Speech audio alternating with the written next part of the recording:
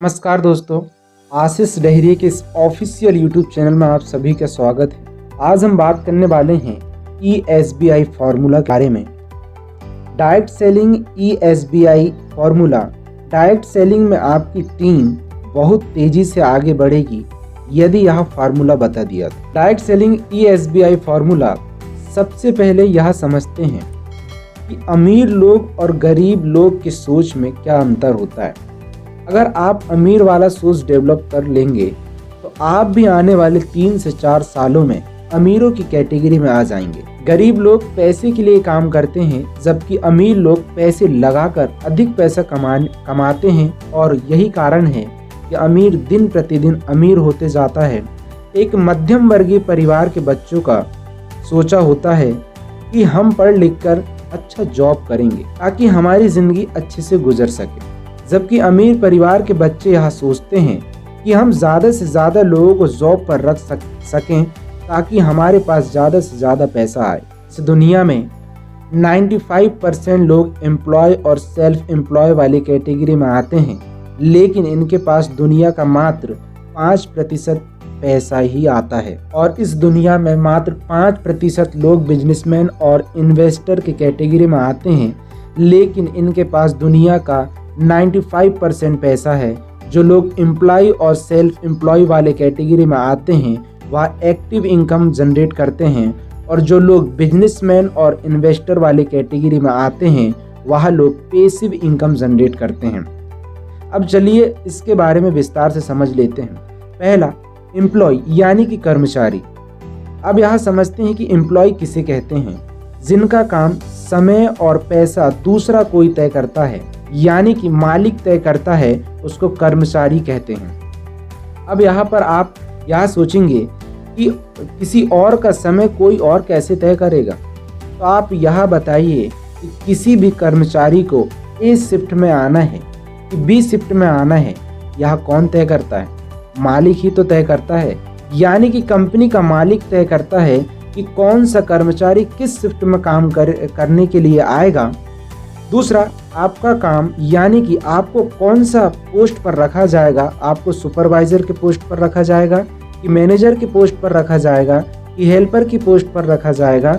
और जो काम होता है वह काम भी कंपनी ही डिसाइड करती है, आप नहीं।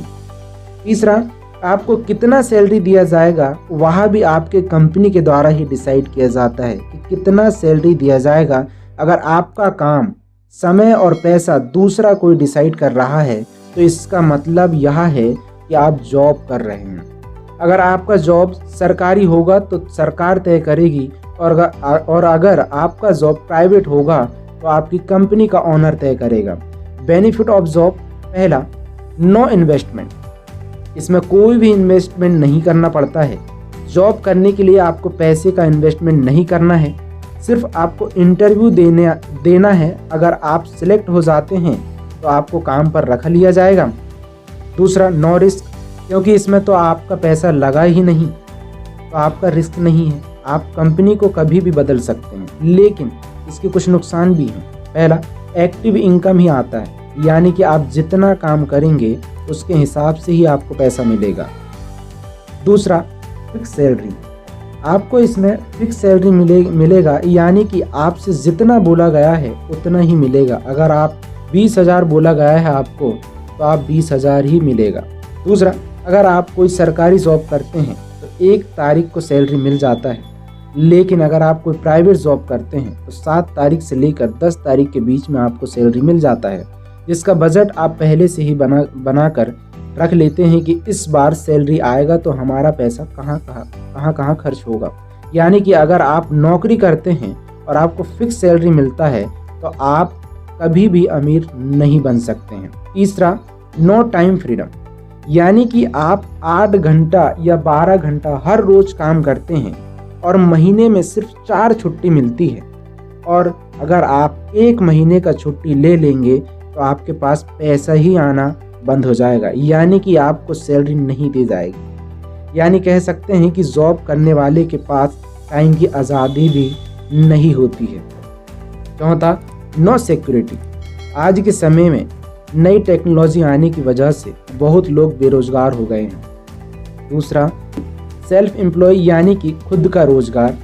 यह लोग भी एक्टिव इनकम ही जनरेट करते हैं, लेकिन यह जॉब से अच्छा है क्योंकि इसमें व्यक्ति अपना समय और काम खुद निर्धारित करता है। वह व्यक्ति खुद ही अपना बॉस होता है। इसका एक उदाहरण है जैसे कि कोई डॉक्टर या वकील या कोई व्यापारी। यह लोग अपना समय और काम खुद निर्धारित करते हैं। सेल्फ एम्प्लॉय बनने का कई फायदे हैं। पहला, मन किया तो बंद कर सकते हैं, मन किया तो खोल सकते हैं। सैलरी के लिए इसमें किसी दूसरे का डिपेंड नहीं होना पड़ता है क्योंकि वह व्यक्ति इसमें खुद का ही बॉस होता है।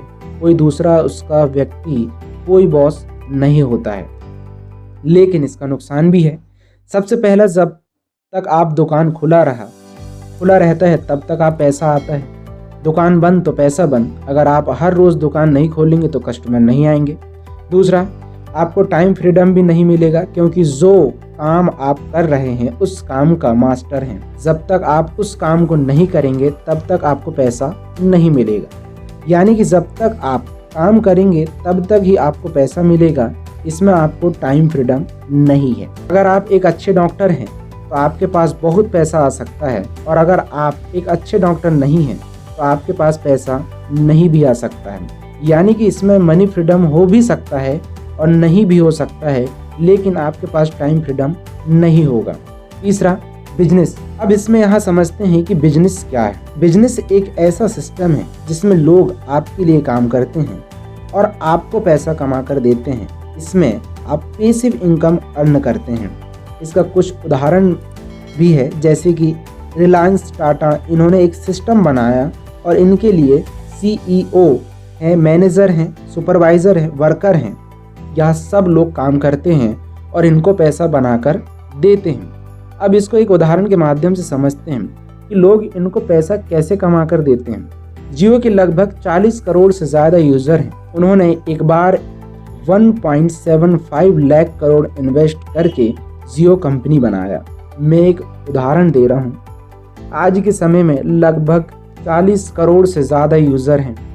अगर इसका एक आंकड़ा लिया जाए तो लगभग हर लोग हर महीने 100 रुपये का रिचार्ज करते हैं। अभी तो रिचार्ज बढ़ गया है, मैं एक एग्जांपल के तौर पर बता रहा हूँ। 100 रुपये का रिचार्ज करते हैं, 40 गुना 100 किए 4000 करोड़ रुपए हर महीने का, और एक साल में देखा जाए तो 12 गुना 4000 किए तो 48,000 करोड़ रुपए एक साल का आता है कस्टमर से, और इसका फ़ायदा होता है मुकेश अंबानी जी को। लेकिन बिजनेस करना चाहते हैं तो करोड़ों रुपए आपको इन्वेस्ट करना पड़ेगा। तो एक आम आदमी कैसे बिजनेस करके अमीर बनेगा, तो इसके लिए परेशान होने की ज़रूरत नहीं है क्योंकि आप बहुत ही कम इन्वेस्टमेंट में बिजनेस को स्टार्ट कर सकते हैं, और उस बिजनेस का नाम है नेटवर्क मार्केटिंग। अगर देखा जाए तो कोई भी व्यक्ति अपने स्मार्टफोन से कम ही खर्चे में इस बिजनेस को स्टार्ट कर सकते हैं, और इसमें आपका उम्र का, धर्म का, कॉस्ट का, या आप कितने एजुकेशन वाले हैं, कितने पढ़ाई लिखाई किए हैं, इससे कोई मायने नहीं रखता है। सिर्फ आपको मेहनत करने के लिए तैयार रहना पड़ेगा। आप इसमें 100% कामयाब हो जाएंगे।